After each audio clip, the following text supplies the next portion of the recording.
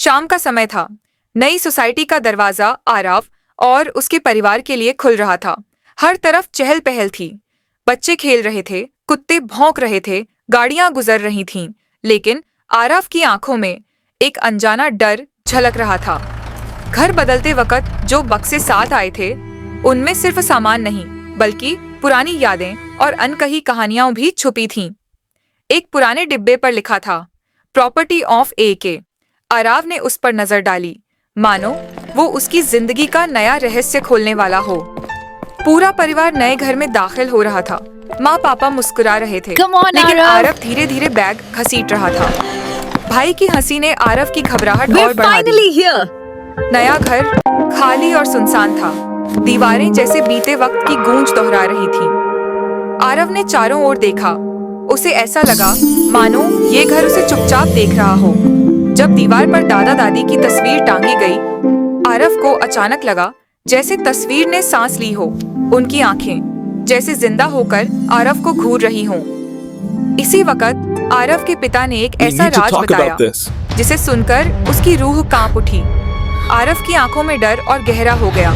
रात ढल चुकी थी, बत्तियां जगमगा रही थीं, लेकिन चारों तरफ खामोशी छा चुकी थी और आसमान में चमकता चांद आरव के दिल की बेचैनी बढ़ा रहा था।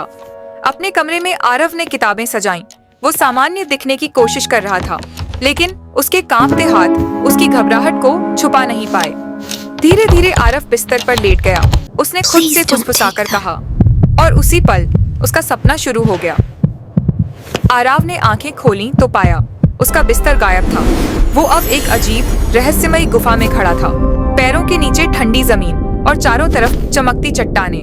गुफा की दीवारों पर अजीब चिन्ह उभर रहे थे। बूंदों की आहट पूरे गुफा में गूंज रही थी। आरव को लगा जैसे कोई अदृश्य ताकत उसकी तरफ बढ़ रही हो। और तभी अंधेरे से निकलकर उसके सामने आया उसका डर। धुएं से बना एक विशाल साया जिसकी आंखें लाल आग की तरह चमक रही थीं। आरव घबराकर भागा। जितनी तेज उसके पैर दौड़ सकते थे। सांसें फूलने लगीं। दिल धड़क रहा था, लेकिन वो साया उसके पीछे पीछे आ रहा था। अचानक आरव गिर पड़ा। उसका हाथ एक चमकते हुए पत्थर को छू गया। पत्थर सुनहरी और नीली रोशनी से चमकने लगा, मानो आरव के भीतर छुपी हिम्मत को जगा रहा हो। आरव कांपते हुए उठा, लेकिन इस बार उसकी आंखों में डर नहीं, हिम्मत थी। उसके शब्दों के साथ ही वो साया सिकुड़कर मिट गया। सुबह की पहली किरणों ने सोसाइटी को सुनहरी रोशनी से भर दिया, मानो रात का अंधेरा हार मान चुका हो। आरव हड़बड़ाकर जागा। उसके माथे पर पसीना था, लेकिन कमरे में सूरज की रोशनी और भाई की हंसी थी। Good morning. पर जैसे ही उसकी नजर दादा दादी की तस्वीर पर पड़ी, फ्रेम के शीशे पर वही रहस्यमयी चिन्ह चमक उठा। आरव समझ गया, कहानी यहाँ खत्म नहीं होती।